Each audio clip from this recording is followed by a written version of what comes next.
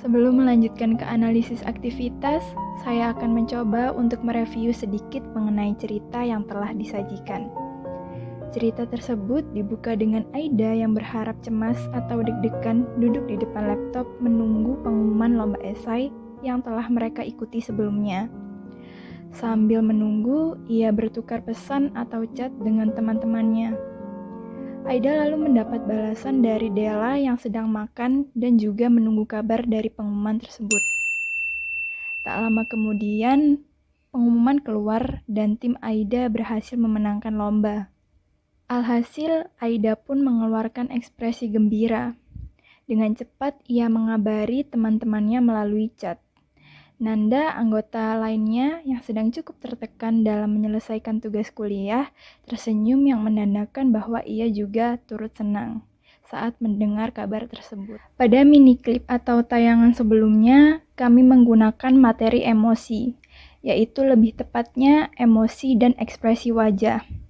Scene yang kami soroti adalah saat Aida dan Nanda tersenyum senang mendapat kabar bahwa mereka memenangkan lomba yang telah mereka ikuti.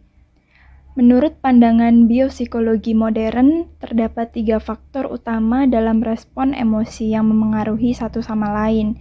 3 faktor tersebut adalah yang pertama persepsi, yang kedua reaksi fisiologis, dan yang ketiga adalah emosi.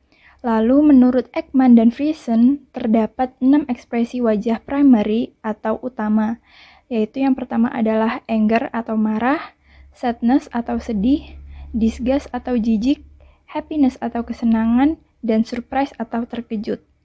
Jika kita kaitkan kedua teori tersebut, stimulus yang berupa pengumuman kemenangan tersebut diterima oleh indera atau proses sensoris, yang mana di sini adalah indera penglihatan.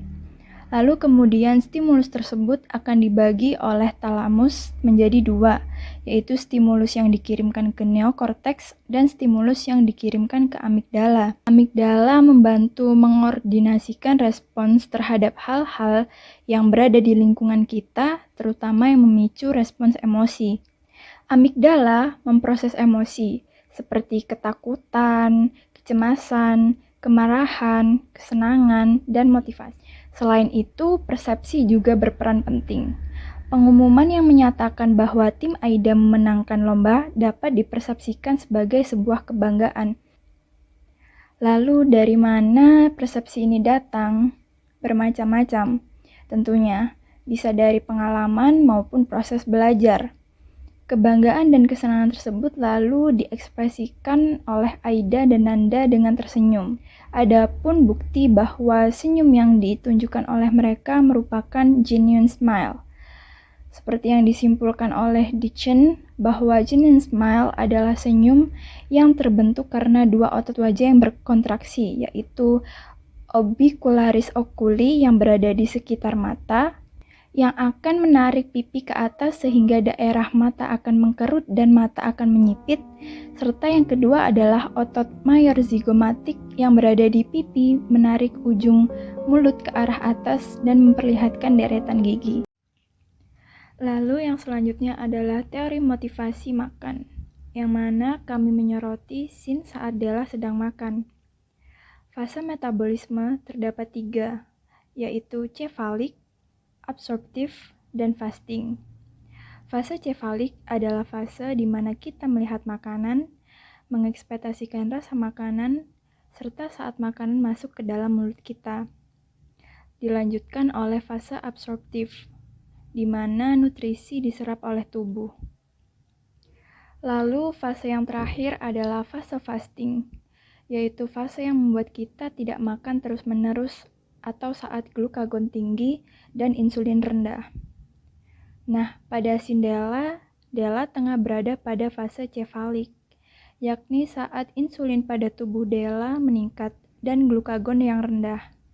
Pada fase ini, Della telah melihat makanan, mengekspektasikan rasa makanan, dan makanan tersebut telah masuk ke dalam mulutnya yang nantinya akan dilanjutkan kepada fase berikutnya, yaitu fase absorptif dan fase fasting. Lalu, mengapa dalam rasa lapar? Terdapat 2 teori yang dapat menjelaskan hal tersebut. yaitu teori yang pertama adalah teori set point assumption dan teori positive incentive perspective. Pada teori set point assumption, Della merasa lapar disebabkan oleh turunnya cadangan energi yang Della punya. Lebih jauhnya lagi, setelah sepanjang hari melakukan aktivitas, cadangan energi yang dimiliki oleh Della pun habis. Hal itulah yang memotivasi Della untuk makan. Sedangkan pada teori positive incentive perspective, Della makan karena ia akan merasa sebuah kepuasan setelah merasa kenyang.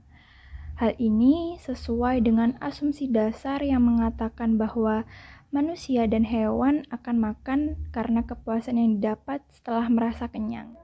Lalu teori kedua yang kami gunakan dalam analisis kami adalah teori stres. Scene yang kami soroti di sini adalah saat Nanda tengah mengerjakan tugasnya. Stres terjadi ketika individu dihadapkan pada bahaya atau ancaman dan terjadi sekumpulan perubahan fisiologis. Stres menyebabkan reduksi percabangan dendritik di hipokampus, mengurangi neurogenesis pada individu dewasa, memodifikasi struktur sinaps hipokampal, dan mengganggu performa hipokampus dependent task. Respons stres bersifat kompleks dan bervariasi, bergantung pada stresor, waktu, keadaan individu, dan bagaimana individu bereaksi terhadap stresor. Penjelasan analisis aktivitas dari kelompok 3. Kami memohon maaf atas segala kesalahan dan kekurangannya. Terima kasih dan selamat beraktivitas.